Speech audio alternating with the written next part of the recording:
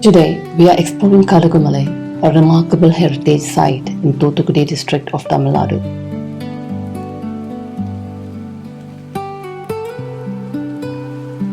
This single granite hill preserves nearly 1,200 years of history through a rock-cut Murugan temple, an unfinished monolithic Shiva temple, and one of South India's largest groups of Jain rock carvings.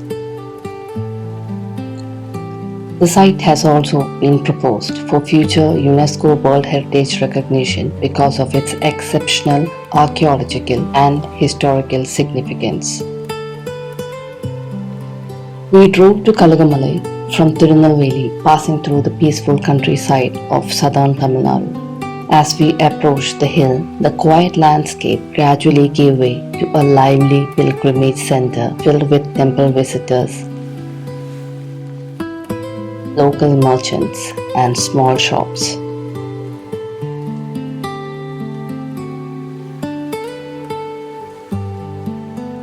The name Kalugumalai comes from two Tamil words, Kalugu meaning eagle or vulture and Malai meaning hill. Some people believe that from certain angles, the hill resembles the silhouette of a sitting vulture. Most of the major monuments visible at Kalugumalai date to the 8th and 9th centuries during the early medieval Pandyan period, when Pandyas were among the major powers of South India alongside rivals such as the Pallavas.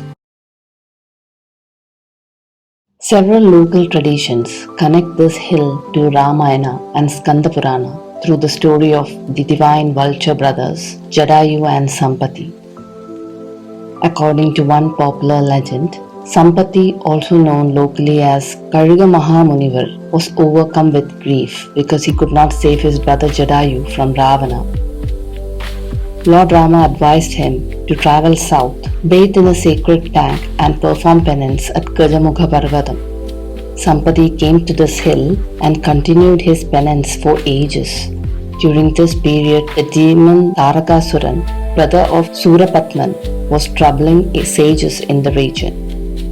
Murugan arrived, defeated Tarakasuran, and rested at Kalugumalai. Local tradition states that Sampati assisted Murugan and revealed the hiding place of Surapatman.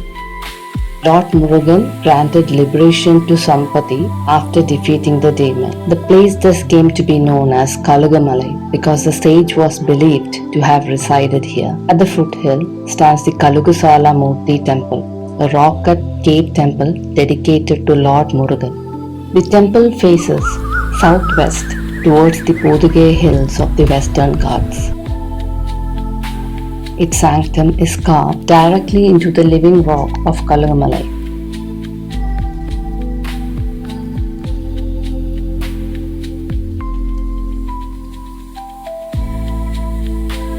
In front of the cave shrine stands a 40-pillared mandapa, likely added during the 18th century, which serves as a main congregation hall for devotees.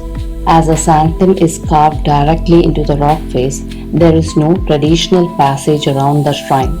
Instead, devotees perform their ritual walk around the entire hill, treating the hill itself as part of the sacred temple complex, much like the Kirivalam tradition followed at other sacred hills in Tamil Nadu.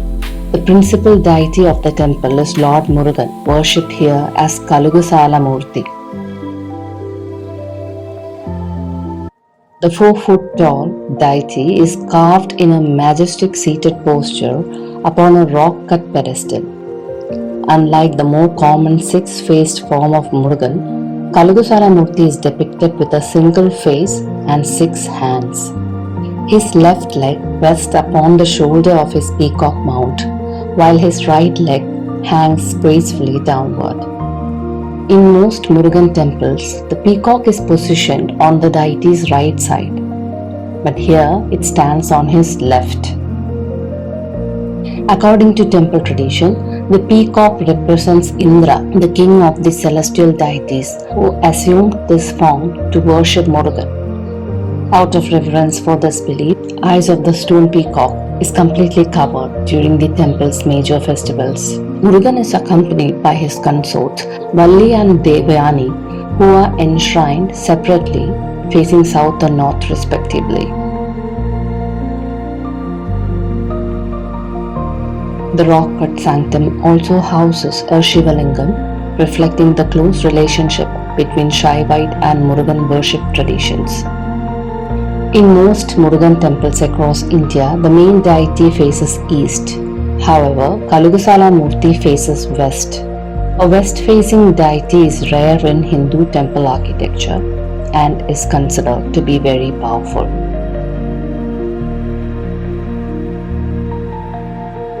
The ceiling of the Mukhamandapa features a Rudraksha panel and a panel depicting the 12 zodiac signs.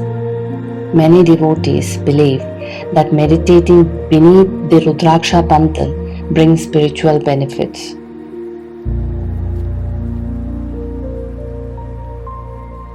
Although the cave shrine belongs to the early Pandyan period, many of the large pillared halls seen today were built centuries later by the Zamindars of Ettayapuram, the local feudal rulers. Their additions include beautifully carved pillars depicting celestial dancers, yalis, and guardian figures, giving the temple its grand entrance. The true engineering marvel of Kalugumalai is Vettuvan Koil. To reach there, visitors need to drive around to another side of the hill where the archaeological site entrance is located. There is no dedicated parking area and most visitors leave their vehicles along the roadside before beginning the climb. As you begin climbing, a path branching to the left leads to this remarkable monument.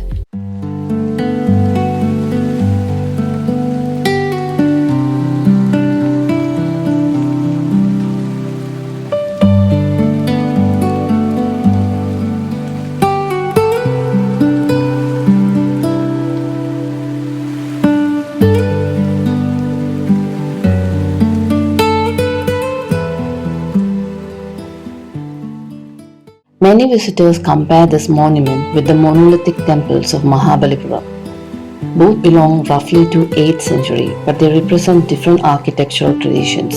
Mahabalipuram was primarily developed under the Pallavas, whereas Vettuvan Koil is generally attributed to the Pandyan king Maranjaraya. The major difference lies in the method of construction. The monuments at Mahabalipuram are freestanding monoliths carved side by side from separate rock masses. Vettuvan Koil, on the other hand, was created by removing enormous quantities of granite from the top downward until the temple emerged from a single rock. It is this remarkable method of construction that has earned Kalugumalai the title Ellora of the South. Vettuvan Koil is also one of the few surviving examples of Pandyan single rock architecture. While the Pallavas left behind numerous rock-cut and monolithic monuments, comparable Pandyan examples are relatively rare, making Kalugumalai an important site for understanding the architectural achievements of the Pandyan dynasty.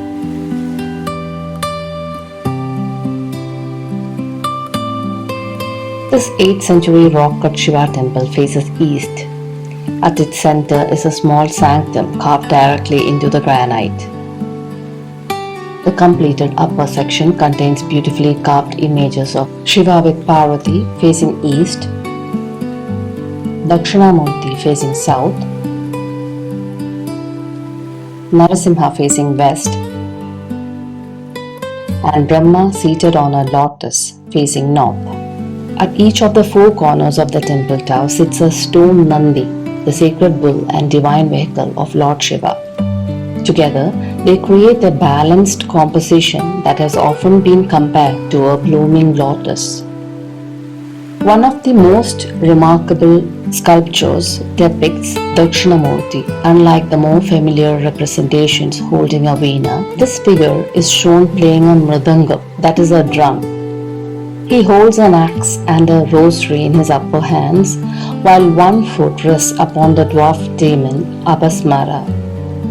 This is considered one of the rarest representations of Dakshinamurthy in Tamil Nadu. You can also see areas where the sculptures have been deliberately damaged, providing evidence that the monument suffered attacks during its long history. The temple rises approximately 25 feet and faces the rising sun. The sculptural style reflects the distinctive Pandyan school of art. The figures display broad shoulders, narrow waist, and restrained ornamentation, while also showing influences from early Pallava and Chalukya traditions.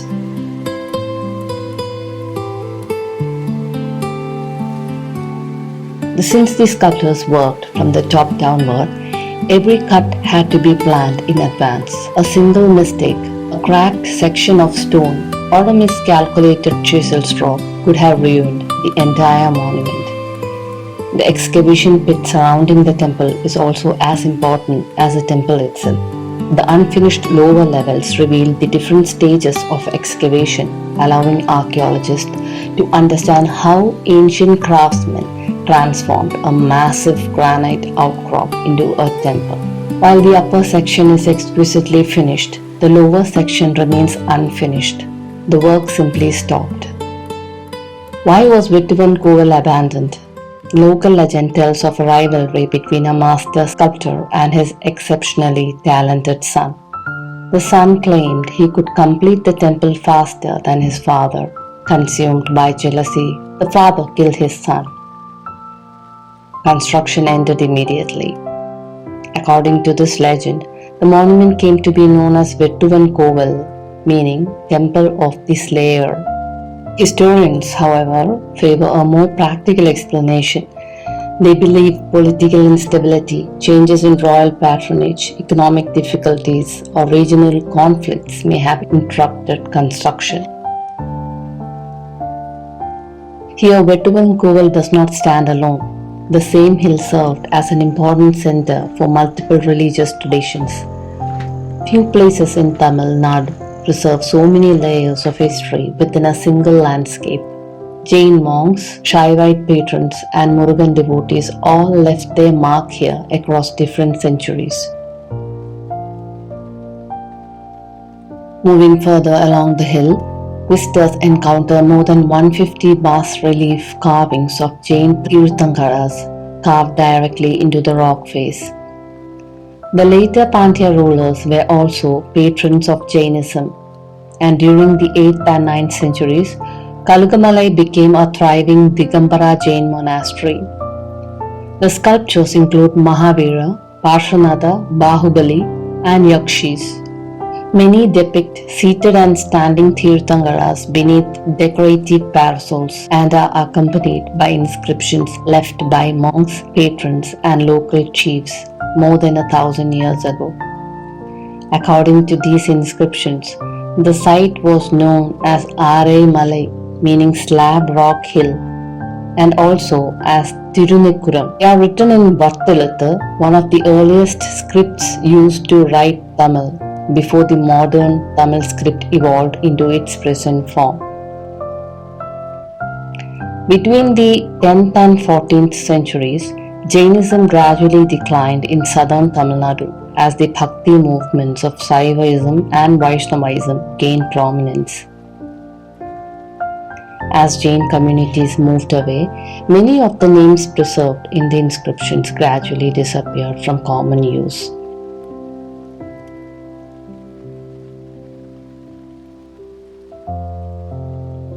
Adjacent to these carvings stands the Ayyanar temple, located within a natural rock cavern beneath an ancient banyan tree.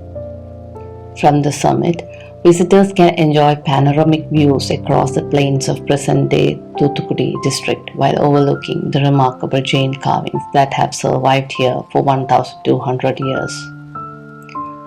Visitors should plan their climb carefully. The exposed granite surface provides almost no shade and becomes extremely hot during the day. It is best to begin the ascent before 9 am or after 4 pm.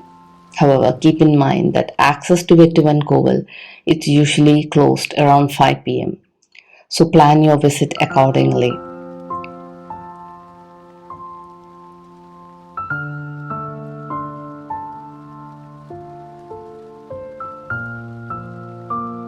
Kalugumalai is much more than a collection of monuments. It is a place where religion, architecture, and engineering come together on a single granite hill. From the rock-cut Murugan Temple and the unfinished Vettuvan Koil to the ancient Jain carvings that still overlook the surrounding plains, every monument here tells a different chapter of the hill's long history.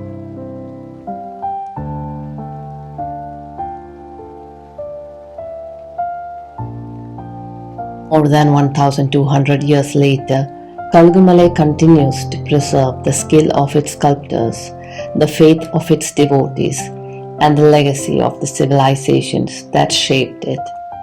That remarkable combination makes it one of Tamil Nadu's most important heritage sites and has earned it the title Ellora of the South. If you enjoyed this video, you may also like our documentary on Mahabalipuram, another remarkable example of ancient rock-cut architecture. You will find the link in the description below.